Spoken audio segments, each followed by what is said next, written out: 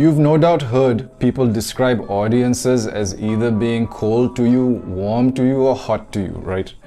And once you understand what these temperatures kind of more or less mean, it seems obvious in hindsight.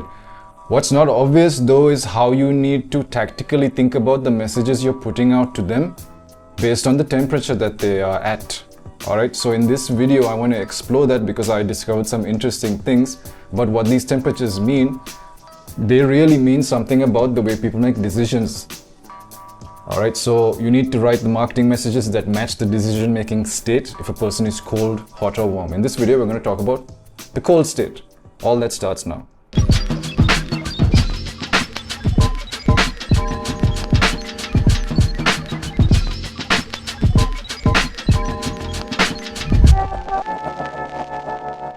My name's Irshad, partner at Dropkick Copy. We are Olympic level direct response marketers, World Federation champions. Our oversight translates to all levels of the funnel, but it's the bottom of the funnel closest to the sale that interests us the most. There's a link in the description box below. You can watch my partner interview some of our past clients. But first, watch the rest of this video. Alright, I need you to first understand that if you send the wrong message to the person at the wrong time, it will not move them anywhere. At the very least, it will just keep them where they're at. So if a person is cold, this video we're talking about cold audiences. If you send messages meant for warm and hot audiences to a cold audience, it will not move them along, right? The reverse is also true. If you send cold messages to a hot audience, it will not move them along. So you got to have an appreciation for what that is. There is a timing involved, and there has to be a conscientiousness about what your marketing messages are trying to achieve, and you have to be deliberate about putting it in front of the right person at the right time. Meaning when they're cold, the cold messages need to be in front of them. All right. First, start with that understanding. So when people have no beliefs about something and they have no prior information about something, how do they make a decision about that thing? The studies have shown they default to whatever is the most readily available example. And there's a study that proved this or validated this. It's like if you give people a list of names, let's say 100 names, and there's more female names than male names in that. You know that the person being tested doesn't know. You let them read the names, but there are like maybe a couple of well-known celebrity male names in there. When you ask them, was the list predominantly male or female, they'll say male because they're recalling the male names more than the female names, right? And this has been validated extensively. People are looking for what they can remember and then using that to confirm their beliefs. All right. And this tracks in the way that marketing and advertising works today. That's why volume matters, right? And sensationalism matters, right? And emotion matters. They're trying to seed these things in the prospect, in the cold prospects who have no pre-existing belief. They're trying to seed these things in them so that when it comes time to make a decision, they can recall the brand that seeded the idea in them. This is called the availability heuristic. It's the same reason why Jaws, the movie, made people worried about shark attacks when they swim, even though the statistics of getting attacked by a shark are very, very, very, very low. All right, so what's available to them to recall about swimming and sharks is that sharks are freaking dangerous and they just come at you like out of nowhere, chew your leg off. All right, that's what they're defaulting to believe. It's because the most memorable example they have is all this sensational news and these movies about shark attacks. You get it? So a person who has no pre-existing belief, who has no knowledge about a subject, will just take whatever is the most available information they have to conclude and make a decision. Why do they do this so fast? It's because human beings are wired to make decisions fast. Cognition takes a lot of energy. So we're optimized to reduce the amount of energy we spend on thinking through things. We tend to have frameworks we use to speed up decision making. For a cold prospect, the availability heuristic is what we're using to make quick decisions. As marketers, we want to exploit that to our advantage so that we are recalled when it comes time to make a business decision or a buying decision. We want them to recall that our product and service solves their problem and that we are desirable to work with. It might help if I go through some examples with you, and I'm going to use the example of a surf camp because it's an odd little business. A surf camp business is a seasonal business. It's service-based seasonal business. There's a peak season, an off-season, and a shoulder season. It's also an on-demand service, an on-demand type of business, meaning that people come, they want to book the equipment, they want to book the instructors, and they want to have the service fulfillment within the day, within the next few days, and within the week. All right, that's the type of business it is. And for a surf camp business, so a surf camp is basically different from a surf school. A surf school means they're just giving you the lessons. A surf camp means they've got accommodation and some sort of camp setup means you can stay there, right? So that's the difference between those two things. A cold prospect for a surf camp is somebody who can swim, right? If they can't swim, they're not a prospect at all. They're just cold. So somebody who can swim and somebody who might be interested in swimming related activities. They haven't tried surfing yet. They'd be open to a lesson. That's one type of prospect, cold prospect. Another type of prospect is somebody who can swim. They haven't tried surfing yet, but they're also looking for things to do in your area. Or a cold prospect could be somebody who they do surf, but they've never been to your area before. So they're looking for something to do. They're open to new experiences. They might come and visit your location. Let's say your location is called the Paradise Country and the beach is called Paradise Beach. So they're looking for something to do there. This is basically a total addressable market for surf lessons or surf experiences. So these prospects, there's two ways you're going to get them, right? You're going to get them either online or offline. But regardless, you're going to be, if you're thinking about putting out messaging that feeds into the cold temperature that they're at, then you want to be doing things that make you easy to recall. All right. So let's talk about offline. Offline means people are going to have to come to you physically, right? So the guys that meet you offline are probably people in the area, already in the area, and they haven't tried surfing yet, or maybe whatever it is, maybe they know how to surf and they didn't know you exist. They're on holiday, they're walking by, they see your signage, they see your equipment, they see other people being trained by you, they see your instructor smiling and cracking a joke and saying hi and being pleasant and warm, all these types of things. They see your trucks drive by carrying other tourists with your sticker on it, and your name is like a fun, easy to remember name. All of this plays into being easy to recall. When it comes time for them to make a decision, what am I going to do next on my holiday? I'm a little bit bored. Why don't I go visit that surf camp? Which one? Oh, that one that kind of caught my attention. They actually took the time to say hi and wave at me when they saw me walking by. That's salesmanship, right? That's salesmanship, that's marketing, that's all those things coming into play to put the branding inside people's brains that, hey, we're desirable to work with, we can solve your problem. What is your problem? You need a thing to do.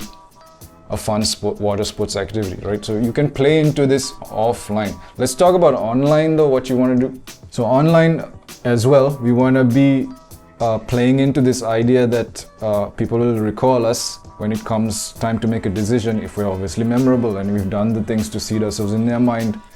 And when you're doing this online, what it translates to is everybody's selling everything all the time. They're running ads, they're blasting comments, they're just flooding the internet with posts. That's what everybody's doing, right? They're trying to be top of mind. That's why the internet looks the way it is. Social media looks the way it is. You yourself as a surf camp owner, you have to be doing that too. All right, I'll give you some examples of some activities that would kind of lean into this. Let's say you've got an Instagram account for your camp. You want to be commenting under UGC, user-generated content, these UGC content creators. You want to be commenting under their posts. If they're into surf, you want to be dropping a comment there so that your name exists. Something positive, something to draw attention back to the fact that you are a surf camp and this place is amazing and where you're at is the vibe. You want to be complimenting the UGC creator. People who follow the UGC creator will possibly see that comment and it'll be just one touch point among many, and they'll create this association that, oh, you're a camp in that area that I just saw in the video. So actively commenting under UGC content creators stuff is gonna help, especially anybody who's creating content in your country. Let's say this country is called Paradise Country. Anybody even if they're not surfing, be there, commenting, hey, I've been that location, it's lovely, blah blah blah blah blah. whoever's following that creator is going to see you and create that association that you exist and you're aware and that you are doing something called surfing. If you do it the right way, if your comment mentions surfing, that association is going to be built, and it's just one single touch point in many. You got to keep doing this across the board all the time. You also want to comment and reply on, let's say, things like surf technique posts or surf news posts, right? So because surf technique and surf news posts, they attract the attention of people who are into the lifestyle, into swimming, you know, anything, even water sports stuff, even if it's not surf technique, swimming technique, you want to be there, commenting, replying, adding your 2 cents, adding your input, your authority, right? You can allude to your location being a place where you do that technique. Oh, that technique, we were training somebody that thing the other day, you know, it works on the beautiful beaches of Sri Lanka. Whatever it is, you want to be there too. So that piece of content that you're commenting on is already attracting a certain curated list of eyeballs. You want to be seen by them. This is another touch point. Make yourself be known in those sections, right? And like this, you just got to keep spreading your energy out there, and basically your Instagram handle out there, so people can see that and put the associations together over time. It should build into something meaningful.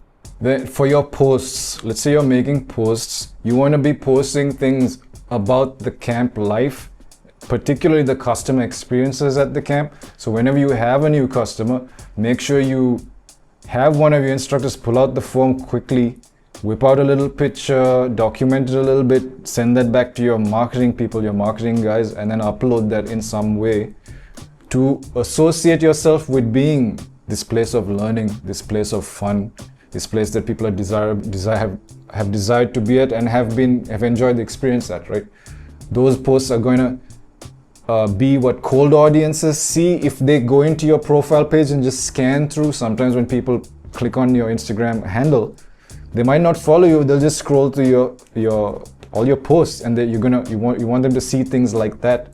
Things like that are gonna add up in their brain. They're gonna make the mental associations, the necessary mental associations, and they're gonna become a little bit warmer to you, right? There's a chance that they say, oh, okay, this person is worth a follow, right? Just from seeing their posts, stuff like that. The other thing you can do is also name drop, like name drop or mention brands that are famous. Like, okay, I'll give you an example. Let's say you had a customer come in from Greece. They enjoyed your services, they left. You took a photo or video, or they took a photo or video of their experience. It's uploaded. You managed to find it or they tagged you, so you get to see it. Cool. What do you comment under that? You can, congratulate them, motivate them, big them up, praise them a little bit. And you can also, allude to a famous Greek surfer in their country, right? So people who have pride in their nationality or have pride in athletics and that type of thing, they associate your brand with professionalism and elite level sportsmanship coming from their country. You can do things like that. Name dropping works. If Chris Hemsworth from, I don't know, the Marvel movies is surfing, use that as a piece of content, right? If Chris Hemsworth is working out his core on this surfboard right now for the next movie, blah, blah, blah. That's going to be a mental association in people's minds. Remember, all of these things I mentioned are touch points. It's all building up to this mental association that surfing, a lot of people are doing surfing. A lot of people I like or I'm fans of, or I respect, are surfing for fun. Maybe it's something I should consider doing. Doesn't seem so bad. None of these people are pros. They're average people. I can do it too.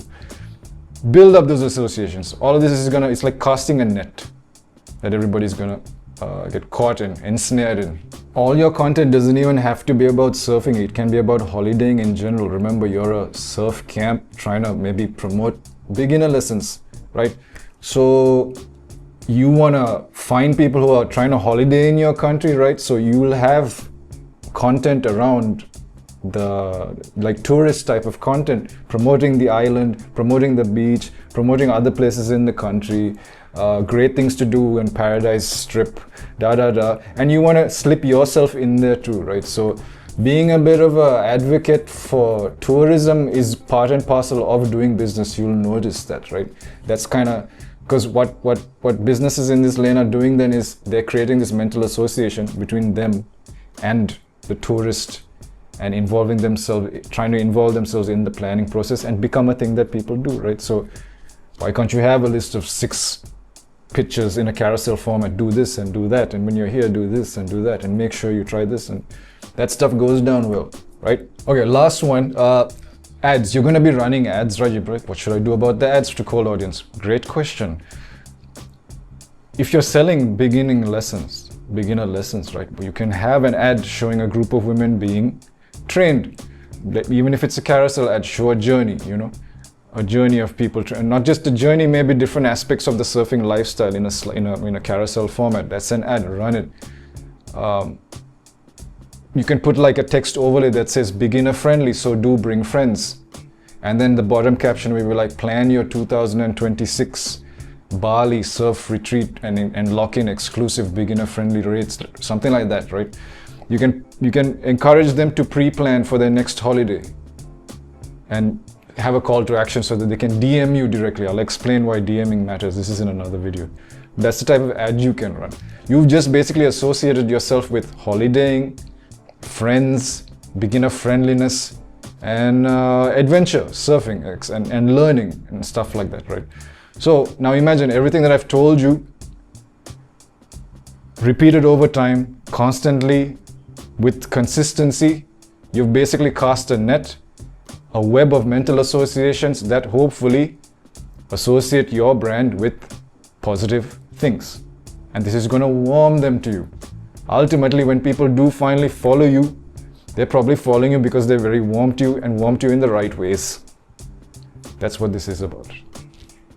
So the end game is what? The end game is to turn cold prospects into warm prospects. So the when they follow you seems like a signal of warmth, but it's not the warmth that is going to turn into a purchase, right? Just because they follow you doesn't mean that they're going to buy. Just because they reply to you doesn't mean they're going to buy. Just because they watch your stories doesn't mean they're going to buy, right? What I believe for this surf camp example, you want to get them in the DMs. That's a signal of true engagement and real interest. That's a real warm lead. Okay, so that's what you're working towards really in this surf camp example. In other businesses, other product services, this is not necessarily true.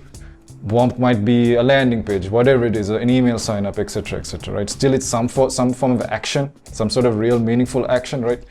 That's what you're kind of moving them towards. But for now, making yourself easy to recall, making yourself memorable, seeding yourself in their minds, making them remember that there's a problem that needs to be solved, helps create the mental associations that you are there for them, you are desirable to work with, etc., etc. That's the job of marketing messages to cold audiences. If you do this well, they will be slightly warm to you. That's it. Okay? In the next video, we're going to talk about dealing with warm prospects. But until then, take it easy.